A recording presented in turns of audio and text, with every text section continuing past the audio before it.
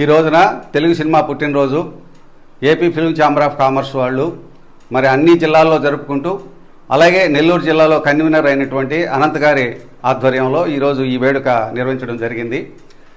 అందరూ వచ్చినటువంటి ప్రొడ్యూసర్లు, యాక్టర్సు, మరి టెక్నీషియన్స్ అందరికి కూడా ముందు ధన్యవాదాలు తెలియజేస్తున్నాను. నేను ఆర్టిస్ట్ని, నా పేరు దువ్వూరు బెనర్జీ. తెలుగు సినిమా గురించి అసలు మనకు ఎలా డెవలప్ అయింది, అది ఎక్కడి నుంచి వచ్చింది అనే నాకు తెలిసిన నాలెడ్జ్లో ఒక 2 మాటలు చెప్తాను. ముందు స్టిల్ ఫోటోగ్రాఫర్గా అప్పుడు ఫోటోలు తీస్తూ ఉండేవాళ్ళు 1800 సంవత్సరాల్లో.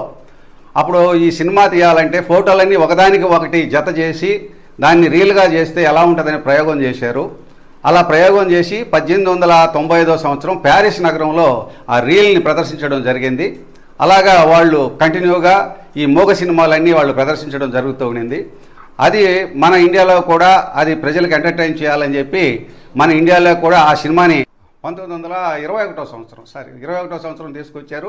దాన్ని 32వ సంవత్సరం వరకు మూగ సినిమాలుగా మన ఇండియాలో ప్రదర్శించడం జరిగింది.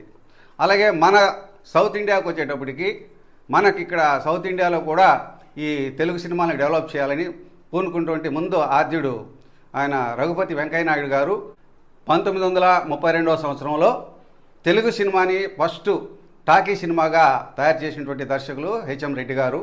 ఆనాటి నుంచి ఈనాటి వరకు మన తెలుగు సినిమా ఎంత డెవలప్ అయిందో అందరికీ తెలుసు. ముందు బ్లాక్ అండ్ వైట్గా, తర్వాత కలర్ సినిమాలుగా, తర్వాత వచ్చి మన 70mm ఈ రోజున డిజిటల్ సినిమాలన్నీ కూడా మన ఆస్కార్ అవార్డుకి వెళ్ళేంత దూరం మన తెలుగు సినిమాలు వెళ్ళిపోయినాయి. ఆస్కార్ అవార్డులు కూడా మన తెలుగు సినిమాకు వచ్చాయి. అదే కాకుండా ఈ తెలుగు సినిమా ఎంతోమందికి జీవనోపాధి కలిగిస్తూ ఉంది. కాబట్టి మన ఈ తెలుగు సినిమాని మనం గౌరవించాల్సిన అవసరం ఉంది. కాబట్టి ఇక్కడ ఈ రోజున ఈ 24 క్రాఫ్ట్స్ అయితేనేమి, మన ఫిల్మ్ ఛాంబర్ కామర్స్ ఆఫ్ వాళ్ళు కన్వీనర్ అయితేనేమి, ప్రొడ్యూసర్స్ అయితేనేమి అందరూ కూడా కూడుకొని ఈ వేడుకని జరుపుకోవడం జరిగింది. ఇది ప్రతి సంవత్సరం ఇలాగే మేము ఈ ఛాంబర్స్ తరపున నిర్వహిస్తామని తెలియజేసుకుంటూ సెలవు తీసుకుంటున్నాను. DJ Sunil.